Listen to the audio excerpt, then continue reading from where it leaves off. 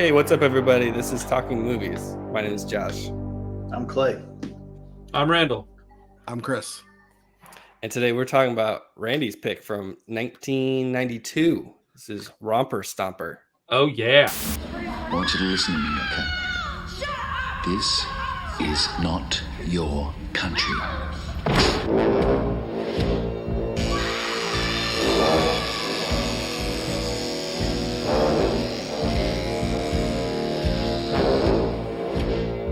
It's about war, isn't it?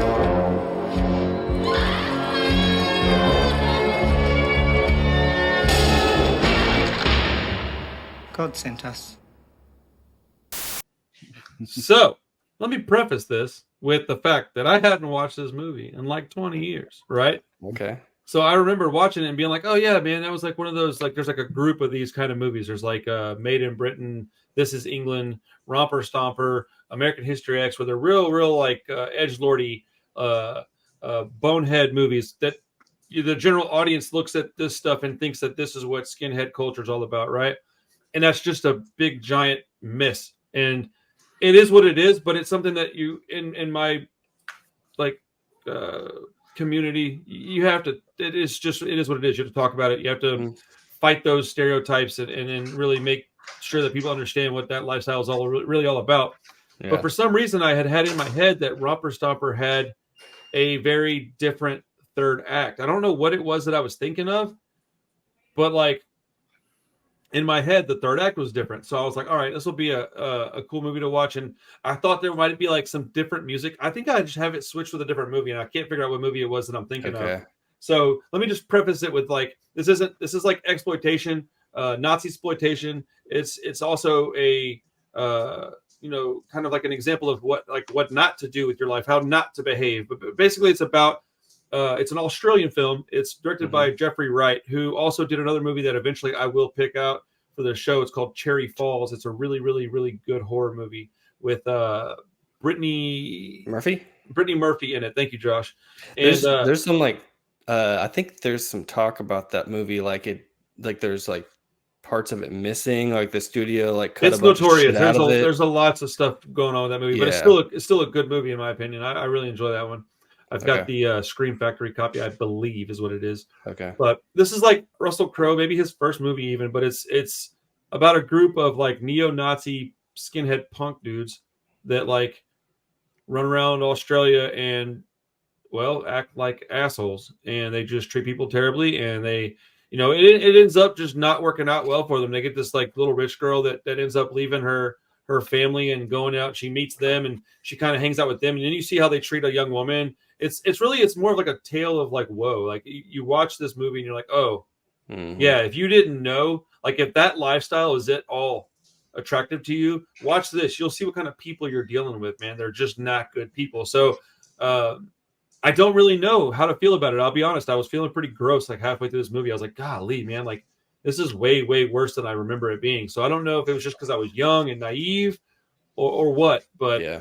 I felt like what a horrible time to be picking this movie also. Like, geez Louise, dude. Like, I really was like talking about this on election day as we record it. I literally was like, dude, this is like what is being represented by half of my country right now is these kind of fucking people. And people take pride in that shit, man.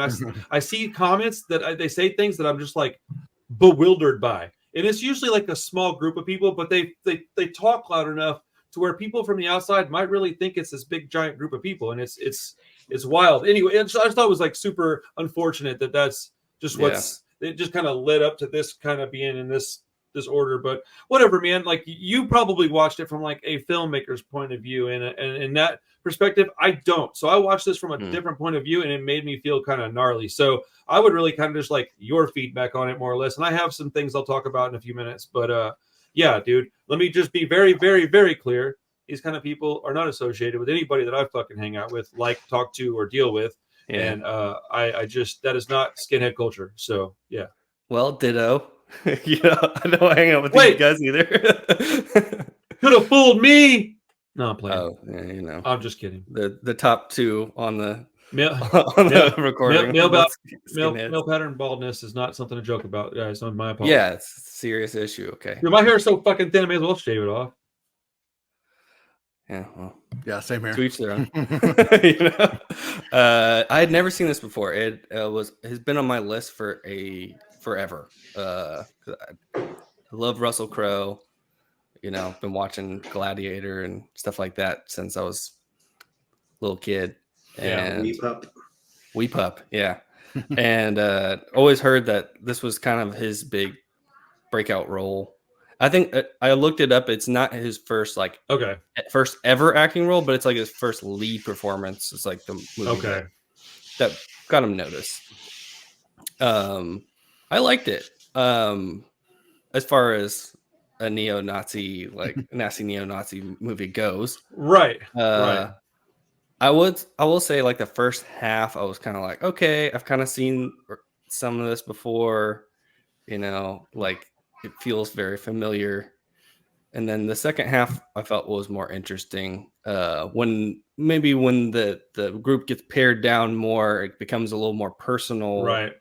The stakes start to ramp up more, like when they go to the girl's house and right that stuff happens. And from there, I think is when I really started really getting invested in it. Well, that's when it does get more interesting and a lot more's on the line at that point.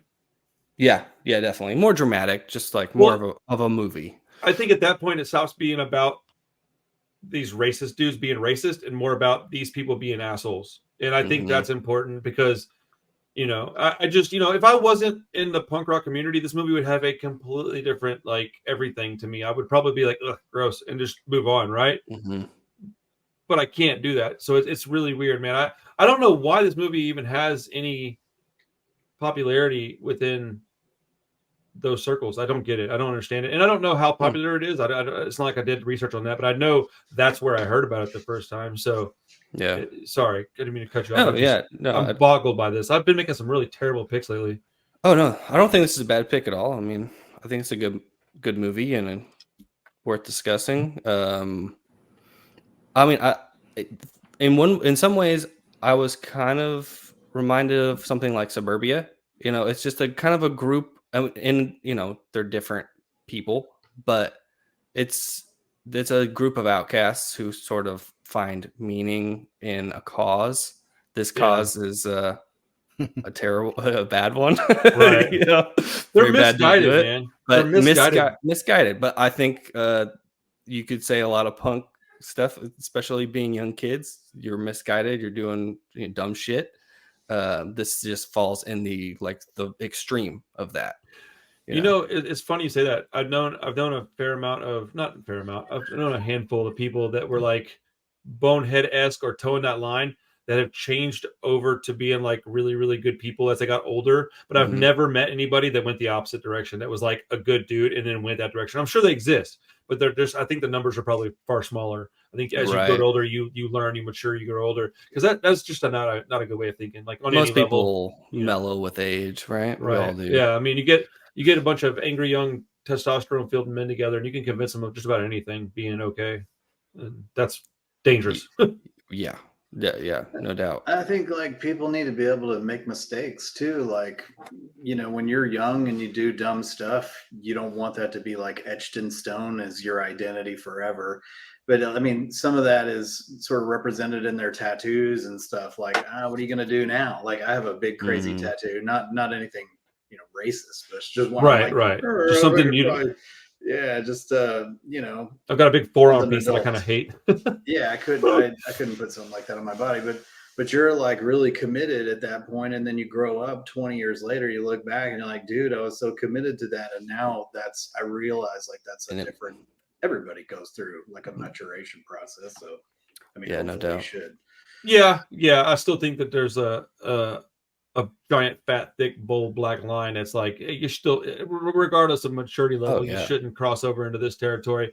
But when you're surrounded, redundant. I don't think this movie suggests that anybody. No. I don't think that it suggests that either. I'm just talking about the people in the movie and the people that would, go look up a breakdown of this movie on YouTube and then go read the comments. The movie is definitely. It may not have been made to uplift that message or support that kind of lifestyle, But the people that watch it don't even think about the last 10, 20 minutes of it. They just watch the first 3/4 of it and go, yeah, rah, rah, rah. And I mean, I saw, yeah, it's wild, bro. It made me sad, dude. I was like, all the stuff he's talking about Mein Kampf and all that. Bro, I was like, yeah, dude. And like those girls that were with him were like kind of brainwashed, I felt.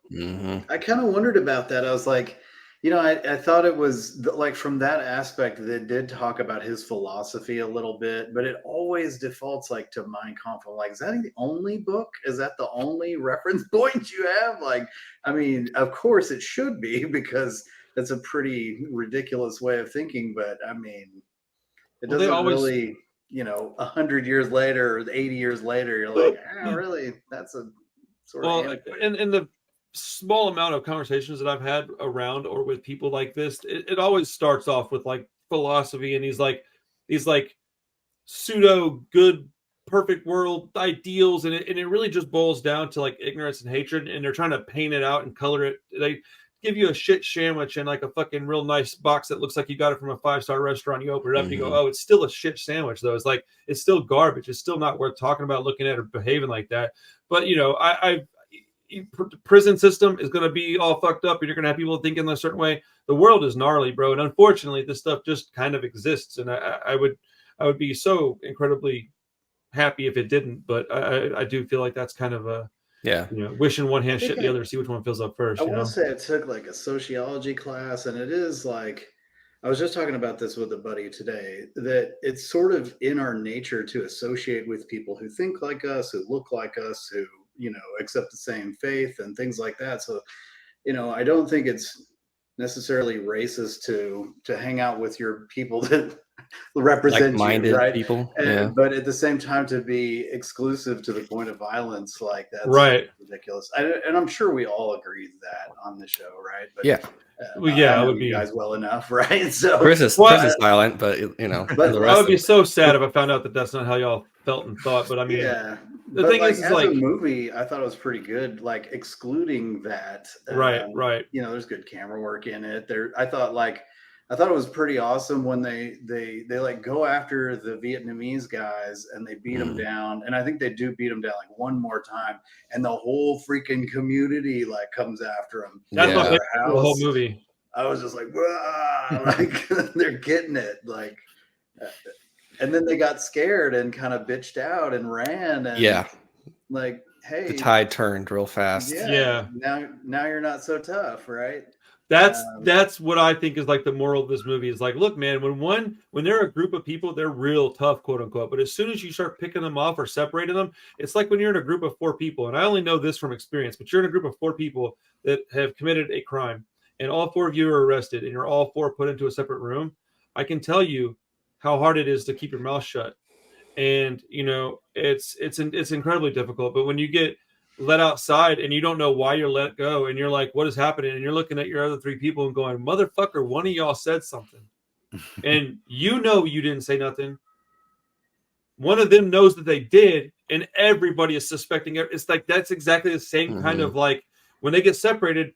They do that on purpose, right? Correct. They do it because they know that there's going to be at least one weak link, right? And it wasn't anything like, I'm not acting like I was. And it creates paranoia within the group. Correct. And as a matter of fact, you may not even have a rat. They might just tell you that one of y'all ratted. I've seen that on plenty of TV shows. But the movie the story itself is kind of heartbreaking.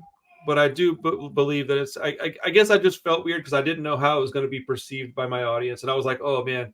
Like, that's wild, because I remembered it being a little different at the end, and I kind of like the end of it because it's a really dud of an ending. You're like, oh, and it's like that's what would probably happen though. Like, that's not unrealistic. I felt like this one paralleled A Clockwork Orange a lot. Like, that's the movie that I kept seeing. I was thinking about that too. Yeah, definitely. Like, even like the house scene where they go in there and take care of her dad and all that shit. I was thinking that's Clockwork Orange. The walking down the subway tunnel is just like walking down the tunnel of the bridge.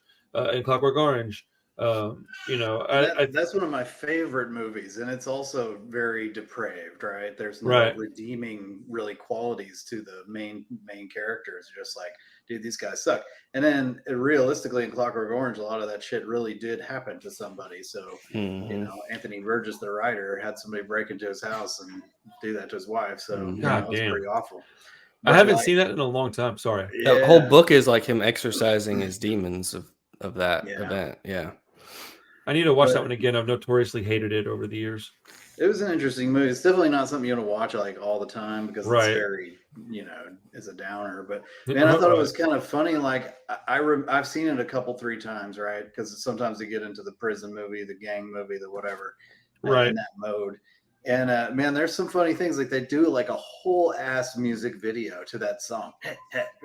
It's like all just the whole song is like in the movie, and they have the whole party scene. And I remember my son told me yesterday, we were watching another movie with a party scene. He's like, parties are always cooler in the movies. And I'm like, look at this stuff. And I'm like, that's these guys. They're just moshing in their own house and passing out, sleeping on the stairs. I'm like, well, that's exactly what that life is like. I like, because that's the only thing that's similar in the punk community is going to a show at a house and is like everybody's passed out on the floor. I've slept on so many like recliners, floors, on people's feet but the and stairs. Shit. Oh yeah, dude, for sure. I've slept on stairs. I've blacked out and passed out sitting up on stairs. Woke up, fucking neck hurting. Oh, it is wonderful. Self-destructive drinking. Oh yeah, dude. Like dude, as like an I guess I used to drink a lot for a long ass time. Alcohol is like my thing, and I quit drinking. I don't know how many years ago, but I was looking at this. I was like, ugh, God, I hate that shit. Like being drunk, being around super drunk people. I'm just like, oh. So it was grinding my gears a little bit. Chris, I gotta hear what you're thinking. Yeah, man. Yeah, sorry, my house is a little loud. So, okay. I mean, and plus, y'all are pretty much saying everything I would have said. I mean, I'm pretty much in line with what everybody said about it. It was good. It wasn't knock your socks off, but it was a good low budget. It was about what I expected. Somebody throw a shopping cart down your stairs for real. That wasn't my house. Oh. My dog just ran by the door. You mean your horse? Yeah, my horse. Yeah. I will say this is like a example of what not to be, because if you notice, one of the things that I thought was incredibly like glaring and obvious throughout the whole movie is that none of them are happy at all until the one guy finds a girl he likes, and then he doesn't even start. He like cuts all the patches off his clothes because he doesn't want to upset his grandma, and he's like, so clearly it's not that important to him. And it's like, see, dude, the like path to happiness is not through hatred, it's through kindness. And so like I do think that there's these little bubbles of like, if you'll just pay attention, it's telling you where to go, it's telling you what direction to behave in.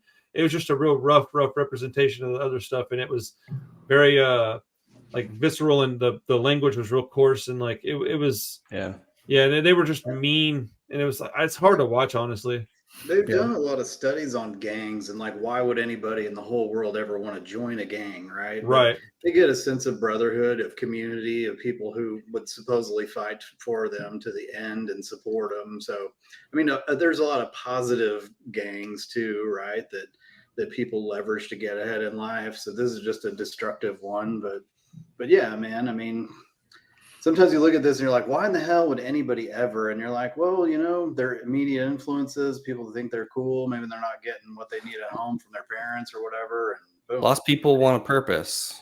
Yep. Also, I was wondering, it didn't occur to me until I was like watching it, and then I Googled something and I was like, oh wait, this is an Australian movie. Like, if you think about it, it's much more, they're separated from the UK punk scene and skinhead scene, the US scene. They're not anywhere near that shit. Jamaica, where the skinhead stuff comes from, they're not anywhere near any of that, right? So they have this one idea of this one thing, and I guess that you had a guy that goes on to be a very acclaimed director and acclaimed actor, even more so, I would say, that makes this movie like they're in a part of the world where I imagine if you had a large community of people that weren't like you that moved in, they would react in a very volatile way. Right. And I don't know how else to say it other than that. Like, Australia is very, very Caucasian, and Aborigine. You know what I'm saying? So like, I'm thinking maybe that Aboriginals for a second, it was like a quick line in it. And maybe that's part of the reason why they had that line of thinking. I don't think there's any excuse for it, but it is worth like discussing, studying, and looking at, because you kind of want to know where the mistakes were made so you can avoid them in the future. And I think it takes a certain kind of maturity to be able to look at that stuff like that. A lot of people would see this for 10 minutes of the movie and go, yeah, not for me. I understand that. I completely understand it. I don't even say you shouldn't do that. But if you do watch the movie, there's a lot of little underlying messages, and it's all about like, beware.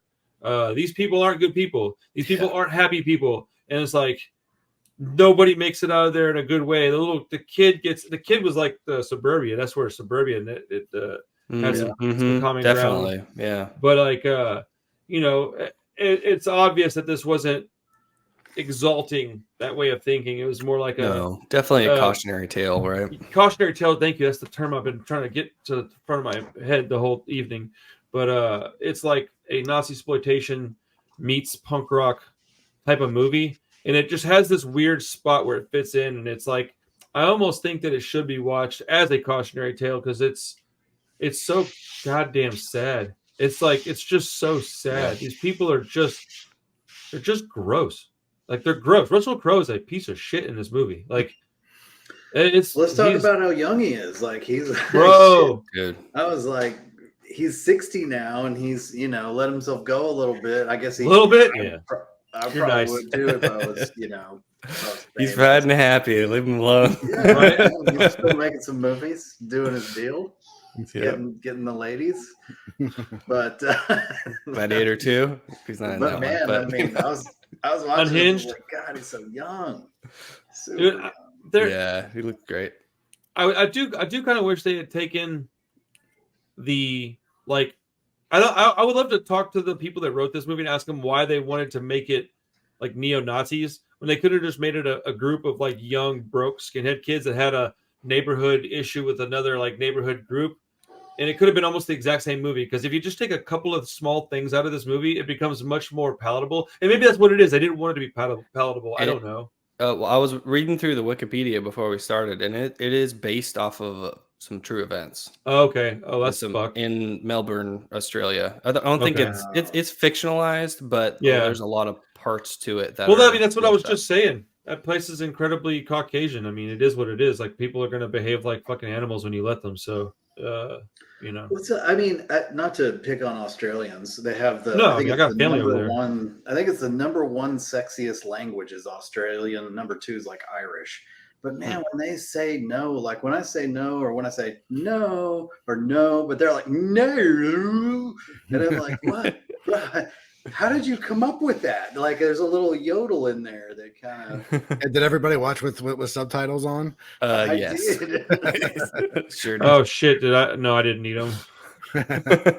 Yeah, I don't think they were really that necessary, but there were a few little like Australian slang things. Right. I caught every now and then. Well, okay, let's get away from the zesty part of this movie and all the shit that's very obvious that's like, dude, it's super fucking zesty to me. Yeah, but like, okay, what about the individual characters? Was there anybody in here that you liked at all? Not particularly. Right? I mean, it's weird, right? Like the whole fucking movie, and there's not a single person outside them little Asian cats that whooped up on him for a while. Yeah. I kind of the bowl cut was pretty fire. I kind of like the girl in it. Okay, so I was going to ask. She's messed up, but yeah, I think she's empathetic. I felt kind of bad for her. Yeah, she's been abused and stuff. So yeah, that's her dad was fucking disgusting. Yeah, that's another thing that reminded me of Suburbia. I think one of the girls in Suburbia had a very similar situation going on. It's bro. Yeah, real nasty. I thought that Russell Crowe's death was pretty, exaggerated. It was a little overdone on his part. Like, he got stabbed in the neck, and then he's like freaking out a little bit. I kind of liked it. I fucked with it too. I liked it too. I liked it was it. Amateurish, and it's still. I was like, yeah, that's probably how I would die. If somebody's like, you got stabbed in the neck, I'd be like. He's just in shock, okay? He's in shock. He's dying. Well, he took his cue from that girl when she was fucking just like, for like 4.5 minutes. Dude, that's hard to watch. That's really hard to watch. Like, and there's nothing you can do because you don't want to like restrain them or anything. You kind of just have to let them go.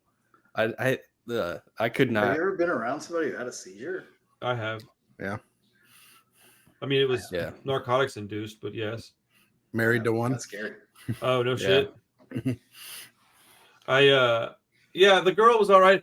The dude that ended up like being in love with her, I could tell from the very first time I ever watched this movie that was the guy that was going to end up. If any of them was worth a shit, it would be that guy. The little boy Yeah. was just needed somebody to fucking be a leader and a father, and he didn't have that, so he went the wrong direction, and then he paid dearly for his terrible choices.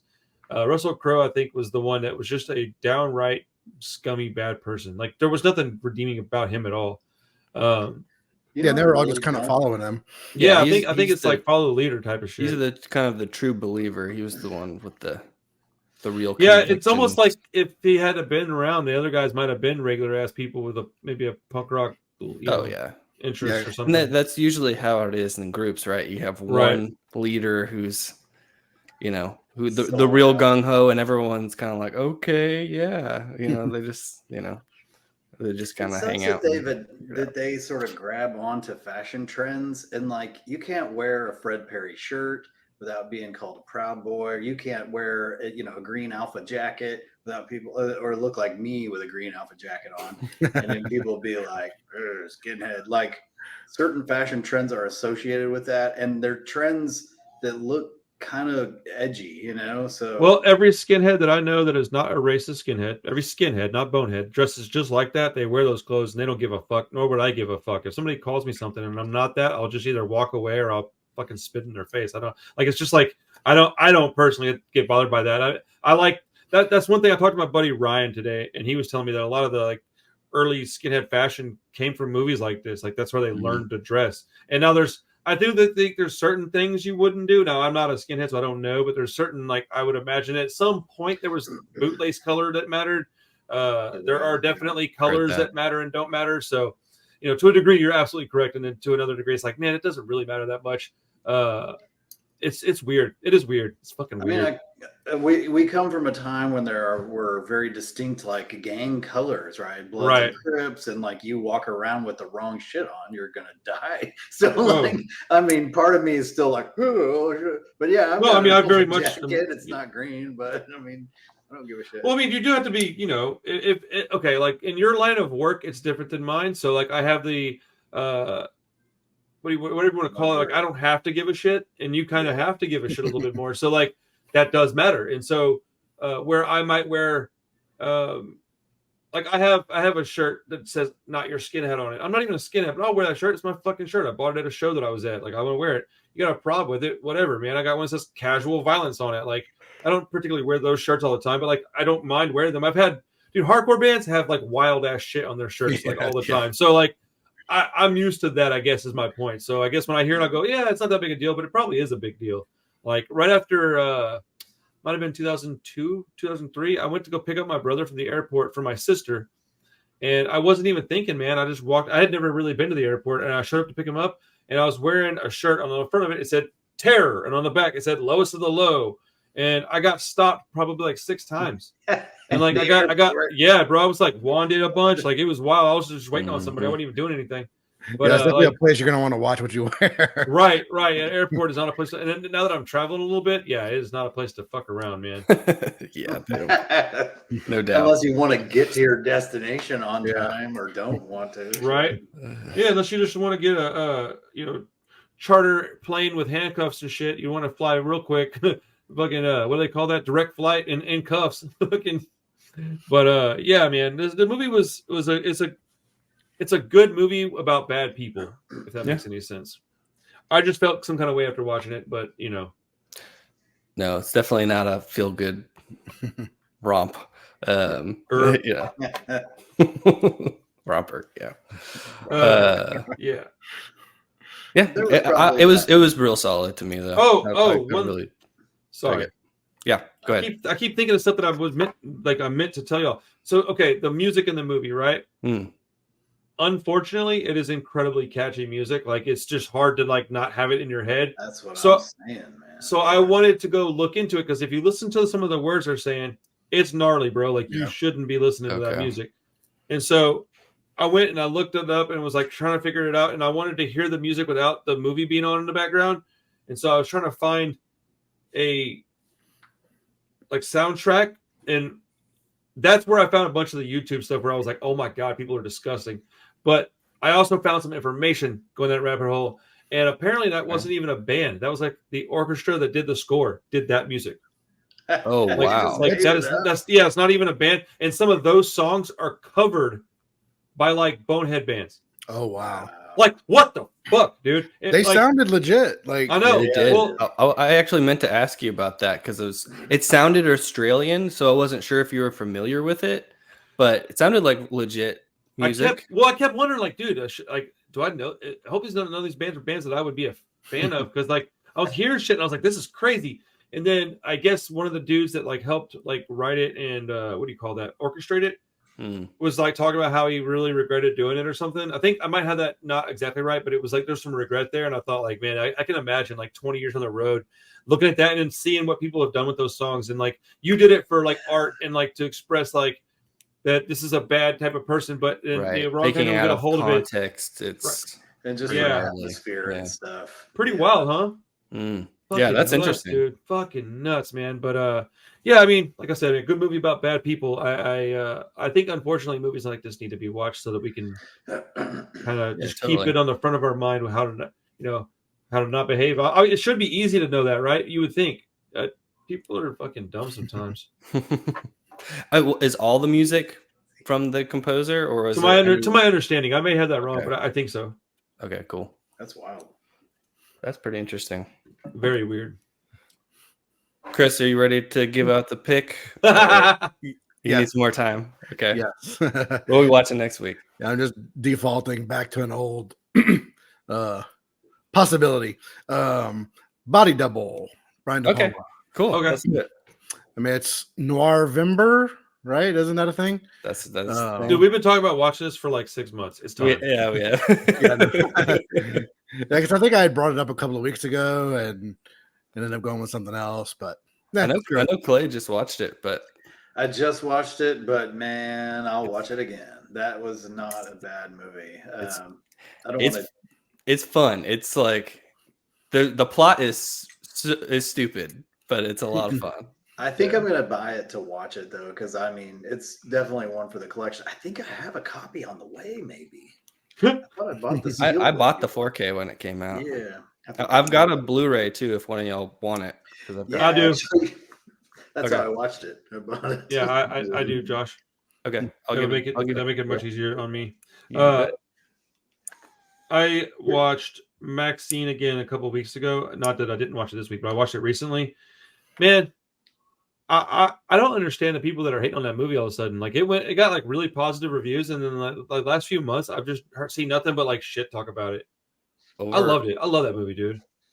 The overall reaction to it was like, this is definitely the worst of the trilogy, and I was like, I don't think so. I mean, I don't think any of them are bad. I think all three of them are great, but that I think one it's the middle. I still think X is like the best movie out of the three. That's my favorite. Yeah, Pearl's probably got the best acting, but X is the best movie. But Maxine is just so fucking cool, man. Like it's just a cool ass movie. Yeah, I was surprised too. That's when I started talking about Body Double too, when that came out. That's what made me think about it. A lot of parallels to that. Yeah. Sorry, Chris. No, I was surprised too how like kind of poorly received it was. Weird, man. It had a lot of people talking shit on it. Yeah. I enjoyed the hell out of it. It is goofy, like in this similar way that Body Double is. We'll talk about that next week, but it's like it does like not take itself too seriously. Like the ending does kind of go off the rails, but that's kind of like part of the fun of it. Yes. That's funny. Anything else you watched, Randy? Yeah, actually, I watched Nightmare on Elm Street 1 and 3 with Bricken. Oh, and, nice. Dude, he fucking loved them. That's like legit. awesome. Dude, legit was like, oh, that was, and I was so happy and surprised because I didn't know what he was going to think. I thought he might think they were cheesy. Yeah. And he watched the first one yesterday and he was like, man, that was awesome. And I was like, bro, well, if you like that, you might like 3. He goes like, well, what about 2? I was like, yeah, we'll skip 2. And I was like, but 3 is awesome. And if you like 3, we can just skip right to New Nightmare. And he's like, what's that? And I was like, well, you like Scream, right? And he's like, I think I remember Scream. And I was like, if you like Scream, you'll like New Nightmare, blah, blah, blah, blah. And he got excited. You like Talkin. Right. So we watched 3 this morning and we both kind of agreed it's like just a hair better than the first one. It's real close. Yeah. It's just you don't have to do any of the build up because it's already got the build up from the first movie. So you get Heather Langenkamp and you get Patricia Arquette, both when they're at like the top of their physical appearance, and you're like, there we go. Like, and it feels like they're a direct sequel. Like I haven't watched any of the I haven't watched a lot of the sequels, but that's the one that feels like it belongs the most. Nancy is in 1, 3, and New Nightmare. So if you just watch those, you got a good trilogy. Right. And the 2 of those are Wes Craven, and all 3 of them are. They got pretty creative with the nightmares and stuff in that. No? Like the nightmares. 3's not Wes Craven? No. Oh shit! I think he produced it, but he did not direct that one. Man, I really thought 3 was. I was like, I thought y'all meant New Nightmare wasn't Wes Craven. No, New Nightmare is the first one, right? Those are the only 2 he directed. Oh shit! I didn't know that. That's cool. Yeah. That actually makes more sense now that I know that. But yeah, I had a lot of fun watching that, and then I watched. That's awesome. Like, this is gonna sound really strange, but like I watched 2 weird meth addict documentaries because like I'm like 11 and a half years clean, right? But I get these like desires every now and then. They're like, maybe I could do a little dope, man. I wouldn't get addicted to it. I'm clean. I'm good. And it's like, man, that's my fucking drug addict brain talking to me. Right. So I watch these things sometimes to like make sure that like I remember how fucking just sad my life was and how sad I was all the time and just how gross it is. And dude, I saw some shit, man. I was like, ooh, HBO does not fucking censor a single fucking thing. Like, there's one point, bro, like, anybody's listening to this, my apologies in advance, but, like, this dude's, like, walking with his girlfriend, right? And they're walking, like, they're, like, holding hands there, boyfriend and girlfriend, and she's like, hey, I got some money from my daddy, Western Union me or whatever, and he's like, oh, sweet, man, I'm gonna go beat some pussy and eat some dick, and then I was like, what? And, like, I paused it, and, like, I rewound it, and he says that, right? And then it cuts, like, 5 minutes later, and she's, like, cooking up dope, and this dude's standing up like talking to her while some dude's chomping down on him, and I'm like, what is fucking going on? And I was like, how did we get here all of a sudden? And I was like, yeah, dude, drugs are bad, kids. Stay off of drugs, man. Like, what the shit is going on? Whoa. And it's like, these are like couples, and I'm like, that's what drugs do to you, though. They make you do wild, nasty, gnarly shit that you would never do. Right. But you're like, I can just removes all your inhibitions, right? Yeah, you're like, it's okay. It's just a little bit of weird sex with some old creepy guy with a mustache. No big deal. And it's like, you know, we're all just people. It's fine. Dude, when they leave, the guy's like, all right, man, see you next week. He's like, all right, later, Ted. And I'm like that was super, like, that's just my neighbor. And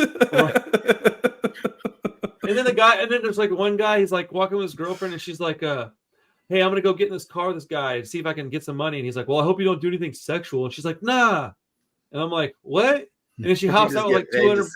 Dude, she hops out with like $200, and then he's like, bro, and he's like, oh man, how'd you get $200? And she's like, oh, I tricked him. And I was like, what? I gotta hear this. And she's like, I told him like, hey man, you want me to like do this and that, and hey, you want to do this to me and this and that. And then he was like, yeah. And then I said, well, show me the money. And she's like, when he pulled out the money, I said, well, can I have some of it? And then I'll have the rest of it later. And as soon as he gave me $40, I said, hey, you just solicited an undercover cop.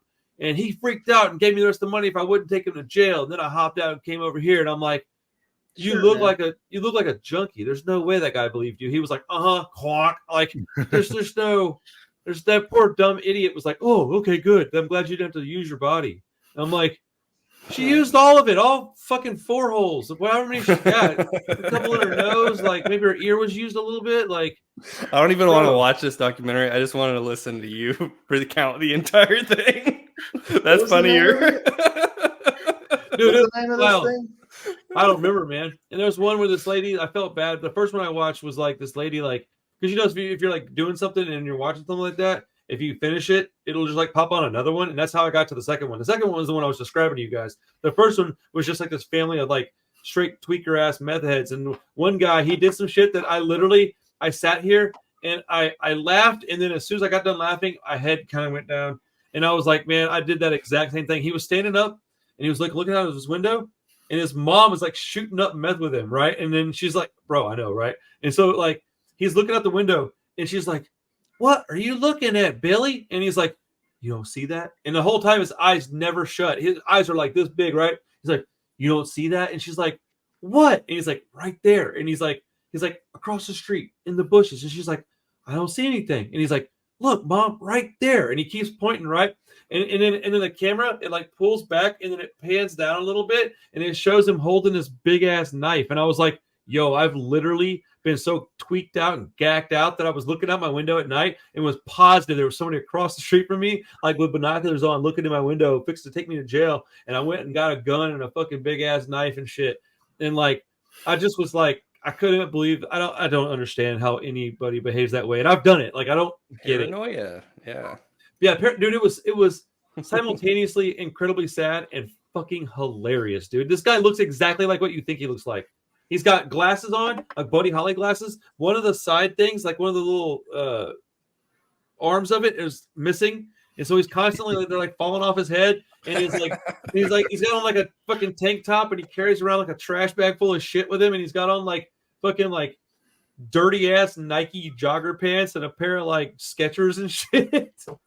You're really trying to torture my yourself this week, weren't you? Yeah. Romper Stomper. Bro, I felt like I owed myself that kind of fucking, you know, yeah, man. Dude, it was, yeah, bro, dude, it was, and like this woman, and she's like the same age as me, and she looks like she's 65 years old. She's just like, she's like talking shit about like, can you believe these crackheads? And then right when she's saying it, she's literally like pulling meth through a fucking hypodermic needle. And she's like, these crackheads over there don't know what the fuck they're talking about. I'm like, what are you talking about? And then like, Man, yeah, bro, it was so. It sounds like one of these like old school HBO like after dark shows. That's exactly what it was. Like Real Sex or Yes. whatever they used to play back. Confessions. Yeah. Oh, it was in the old format too. It was like squared. It wasn't even rectangle. Okay. So Yeah, it was wild, bro. I was like, and the thing is that I used to be a real bad drug addict, and so like all these things that they were doing, part of me had to like chuckle a little bit because I was like, bro, I remember that. I was like, golly, dude. And then like at one point, the guy like uses the drugs intravenously, and the way that his face changed and the way that his eyes went poof, I could see it and I could hear what he was hearing because I knew exactly what he was feeling like, and I just went. I caught myself going. Oh, I was like, I gotta breathe, dude. Because I was like holding my breath, thinking like, don't OD, don't OD, don't OD. And I was like thinking the way I used to think when I was doing that, dude. It was wild, bro. Y'all should be me for a day. It would fuck you up. Like if you could have my memories for a day, y'all would probably be a different people the next day. I'm tired enough now. Yeah, no thanks. Facts. I'm good. That sounds exhausting. Yeah, it is exhausting, dude. But like, yeah, don't do drugs. Yeah, it was very weird. I don't know how I even got on that thing, but I did. It was More cautionary tales. Right? Oh, dude, it was probably sponsored by some pharmaceutical company. Yeah. I watched Clute. Clute. I love that movie. What is that? It's a 70s like paranoid thriller with Jane Fonda. I freaking loved it. Thought it was awesome. CLUTE? The K. Oh, okay. Thank you. Yeah. Probably a little slow for you, Randy, but sorry, I had to do really cool, like just paranoid thriller. Jane I like Fonda those. was a prostitute, right? Or she? Yeah, like, she's a prostitute. Like and Donald Sutherland, who just passed away recently. R.I.P. Donnie. Yeah. He's like the investigator, going around trying to find this missing person, who was last seen with her, and so he's investigating her and trying to find this guy, and there's someone on the loose that it's kind of like a murder. So there. So her Jane Fonda and two other prostitutes were with this guy, and the other two girls both end up dying. So you watched the same documentary I watched? Yeah, exactly. So she's worried about getting knocked off while he's trying to find this guy, and so it's a really good thriller. Is it streaming anywhere? No, I'm not sure. I would like to watch this. It sounds cool. I bought the Criterion when I went to the store the Oh, other day. I saw. That's one of the ones you had in that picture, wasn't it? Yeah. Yeah. Really good, really good. I was like, why don't I recognize that name? It's because you were showing it to me the other day. She But, yeah. interviewed and went pretty deep on the character Yeah. development. Like she Yeah? spent a lot of time with Call Girls. So. I think it's her best. I mean, I haven't seen everything she's done, obviously, but I think it's the best acting she's ever done. She's Yeah, I think so. amazing in that movie. Have you heard of Mickey Avalon? Mickey Avalon. Yeah. Frankie don't- Avalon's brother. No, it's just a Sure. white rapper that talks about being a prostitute and shit. But he's like, he has a song about Jane Fonda. I don't know. I was just, Oh, okay. I couldn't quit thinking about it when you said Jane Fonda's name. And then also, last question here. Steve Buscemi's name in The Big Lebowski is Donnie. Donnie, yeah. Cool. You're out of your element, Donnie. I got it. Okay. So right whenever you said Donald Sutherland and I went R.I.P. Donnie, I had this like vision in my head of something, and I'm gonna cut it into the video later and just put it in there. And if anybody gets there, it'll be funny. Oh, that's not the Donnie I was thinking of. Which Donnie were you thinking of? Wahlberg? Darko. The superior Donnie. Oh, Darko. Trump. Ah! Good old Donnie. Yeah. Donnie Good old- T. Holy shit, dude! I might actually wear a shirt that says "I like Donnie T." Don't do that. Don't do that. I mean, it's very clearly in jest. People can't take a joke. Fuck them. If there's anything we need right now, it's fucking Arnie humor. Darko. You and your posted it. shirts. I like shirts. Your combative shirts. Your argumentative shirts. Romper Dude. Stomper shirts. Oh my goodness! But that's a shirt I wouldn't wear. Yeah. People are like, So- what the fuck's up with you? I'm like, I don't know. It was an accident. What are you talking about? I found it on the internet. That'd be me. Everybody'd be like, dude, you can't wear that. I scored it at Goodwill, bro. I thrifted it. It's not cool now. What are you What were you talking saying, about? What's Chris? wrong with it? Chris, you watch anything? Yeah, I was gonna say I watched the new Kevin Smith, the 4:30 movie. As a Kevin Smith fan, it was all right. Anybody that's not a big Kevin Smith fan probably would absolutely hate it. Josh. I guess, like I said in my reviews, like you think after all this time, like he would make a better movie. Like, just You learn might how think to- that. I think that. I mean, it's very amateur. Like the acting's not good. Like nothing about it is really. I mean, and I don't need it to be some like super fancy Oscar-winning movie, but it just. Well, I mean, for somebody that's been making movies for so long, like he never got. I mean, he's even not making movies as good as he used to. Like Mallrats and Dogma and that era. I think were some of his best made movies at Mhm. least. And he's living off that stuff, though. He doesn't. I mean, I didn't even know he had a new movie coming out, bro, because he's not. He doesn't care. yeah, it was I pretty. think he wants to make what he wants to make, and then that's like he's cool with it. And I respect that, but I understand your No, and that- yeah, and that- frustration with it. yeah, and that's I think where he's coming from with it is he's just doing what he wants to do. He's like financing that stuff on his own. It's his now, movie so- theater. Yeah, so he doesn't too. have the. Yeah, he shot it at his own movie theater. Okay. So just he doesn't have the budgets he used to. He doesn't have the the team and the producers and all this other stuff that he used to. So it's not going to be as well made. But yeah, it was okay. It had a good heart to it, I think. It looked like his attempt at sort of a Richard Linklater, like Dazed and Confused type of movie. Yeah, But- it was like a Okay. it was like a hangout movie, and it was wrapped around just like it was based on himself.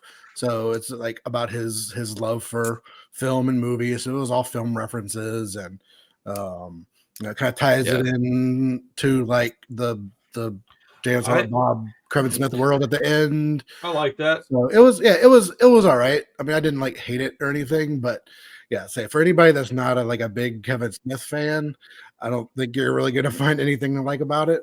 Yeah, I want to like that kind of stuff. Like I Yeah. like those kind of movies. I watched the trailer for it and I was like, there's a chance this could be fun. I was But just like, The main kid was pretty good, but like his other two friends really sucked.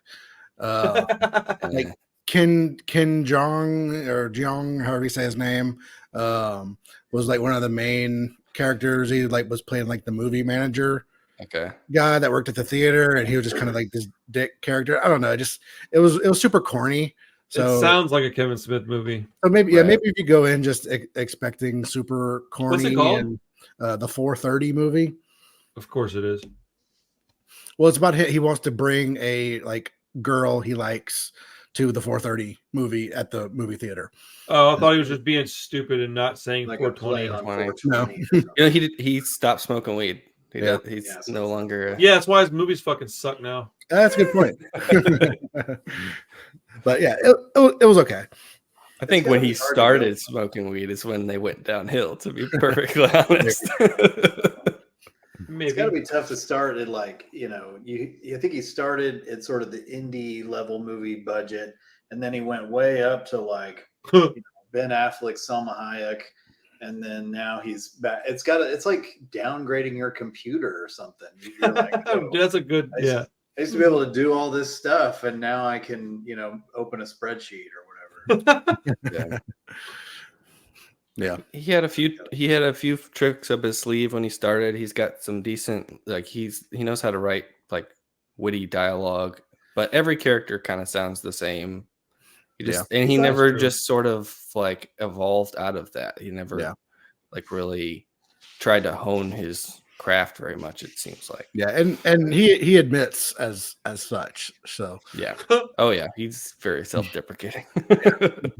He's like a big evaluative kind of personality, though, in like the movies. I like listening to him talk more than I like any of his movies, to be honest. Like, But like, I would think that people who can evaluate what's good or bad in a movie should be able to come up with a movie that's, yeah. watchable. Well, I mean, on the same, on the same, No, it's like it's people that review food don't necessarily know how to cook it. They could tell you what's good and what's not, but they couldn't tell you how to make it necessarily, or they could tell you how to make it but not be able to actually prepare it. So, I think he can make a good movie. He needs a little bit of a team behind him, because Scott Mosier, I think, was one of his big like collaborators throughout all the heyday, I guess, and he's not working with him anymore.